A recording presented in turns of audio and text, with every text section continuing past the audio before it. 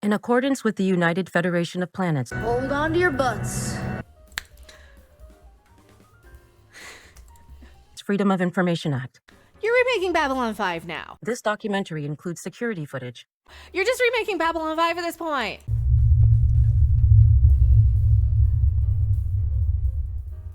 With a little encounter at Farpoint. I am Mecca. Please subscribe to this channel. Thank you guys so much for all the generous donations. Just a little bit shy of getting the rent covered for the month, and I really, really appreciate you guys on the GoFundMe. While I'm fighting and battling back from being in treatment from cancer for the past year. And I'm here watching Star Trek, trying to have some sort of escapism and entertainment. Luckily for me, I've been playing so much Far Cry over on Twitch that I do have that as an escape. Get out of the building. You are outside animals.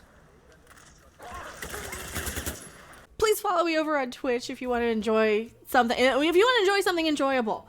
If you want to enjoy something somewhat enjoyable, because this... I'm getting a transponder signal from a Lutani vessel.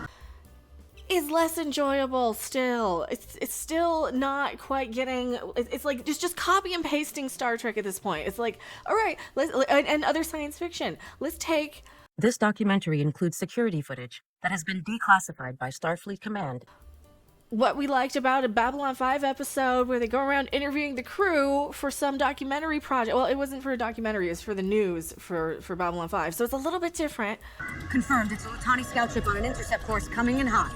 I think it was for what, the ISN news broadcast. Hi, I'm Mecca with ISN News. Was it ISS? I don't remember. Were you close to anyone at the academy? Not really. Except maybe Elena, my roommate. I wish this were as fun and ridiculous to talk about as the episode where Simca wired the whole Enterprise with an Atari 2600 and a bunch of old retro telephone. That was at least somewhat entertaining in the ridiculousness of it. Now, this was just such a heavy, dramatized, behind-the-scenes documentary of why you guys are following orders. Is it worth it? Ensign Elena Chow, my friend, died doing what she believed in. But whenever it is, it gives me the heebie-jeebies. I like science. What if your orders are getting people hurt? What if people are dying because you're following orders? Okay, it's a great thing to weigh in on in something like Star Trek. This is so not Star Trek. This is like the parody of Star Trek. This is like a Saturday Night Live parody of Star Trek. It's not the same heaviness and weight that an episode like this would have had in TOS, for example. And the fact that they're trying that now shows that they want to be that, and that's what some of them want to push for Star Trek. They want to have their solid plate. This is just a filler episode. I'm thinking way too deep into it. So they have... Our crew has this dilemma of what to do with this alien species that they're asked to escort by some... What is the creature doing? As far as I can tell, watching the Lutani ship. Other alien species. It's one of these giant space entity, glowy entities, and it can project out psychic sound waves, shock waves, whatever it does. It does try and communicate with the crew. So Uhura puts herself in. It's a good Uhura episode. She's like, yes, this is what I'm here to do. I'm here to communicate with new species. It really wants to be a Star Trek episode. It really, really does. What does that mean? She wants us to attack her. I think I'm harsher on it just because I've seen this before. It has to be conceivable that somewhere... I've just seen this so many times before, and is this just a problem with Star Trek in general? That they've kind of explored everything they can. In this galaxy, there could exist creatures able to convert energy into matter. I'm getting a transponder signal from a Lutani vessel. Hypothetical-wise, interspecies-wise, like there's nothing else they can really explore that isn't a repeat at this point. And that's what Lower Decks had wrong with it for me, is that there was nothing I could suggest that would improve it other than stop being animated and stop talking over each other and stop the references every 2 seconds. And that's just not... When a ship gets repaired and comes out looking all sovereign class. what the show was ever going to be. It was never going to be a live action kind of fun show for me. So with Strange New Worlds, But whenever it is, it gives me the heebie-jeebies. they're really trying to be like, this is the best Star Trek I've seen.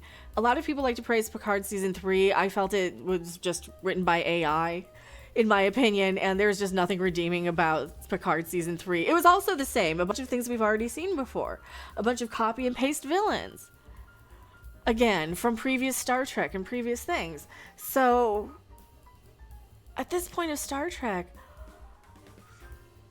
when they do an episode like this, I'm kind of left not really knowing what to say other than, was I entertained or not? No, it wasn't very entertaining. It was kind of hard to sit through. It was a little dull. It felt more like one of those filler episodes that we would have gotten had the show been better, that you would just been like, all right, it's an episode, what's on next? But instead, I'm kind of stopped to just question the whole reason to even It gives me the heebie-jeebies. continue it. And I'm just watching it at this point out of a sense of nostalgia, just to kind of compare and see which episodes they're gonna remake at this point. What things are they gonna remake next?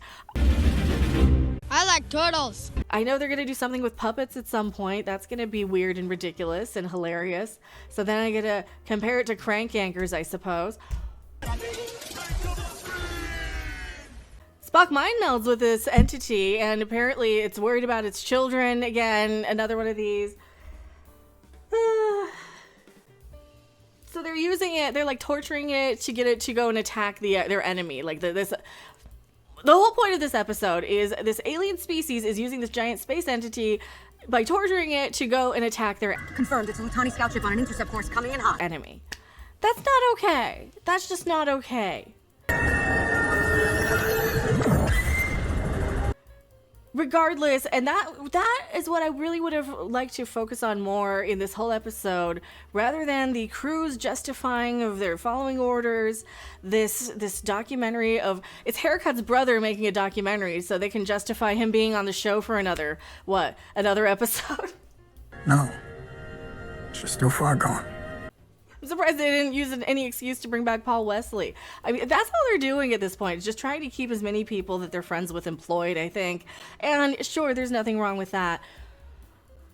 It is okay-ish Star Trek. It is not the best thing out there. It is not the worst thing. At least it's not offensive. I wasn't left saying, how dare you waste my life so much. How dare you exist? Like, it's not as bad as Star Trek Discovery.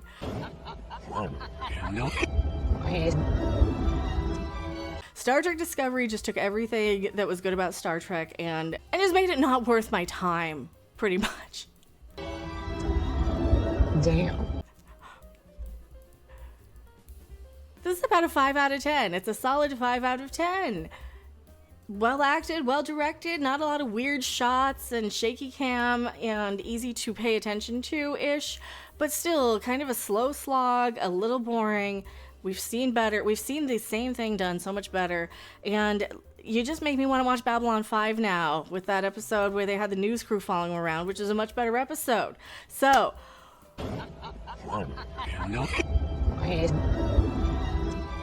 I am Mecca. Did you guys watch this? Are you still watching this? Tell me what you think. Watch my videos on the He-Man thing. Watch my videos on the Cracker Barrel thing. And I'll see you on the next video, live stream, or wherever. Bye. Thanks for watching. If you liked it, make sure to hit that like button. And if you want to see more, don't forget to subscribe. See you in the next video. Bye.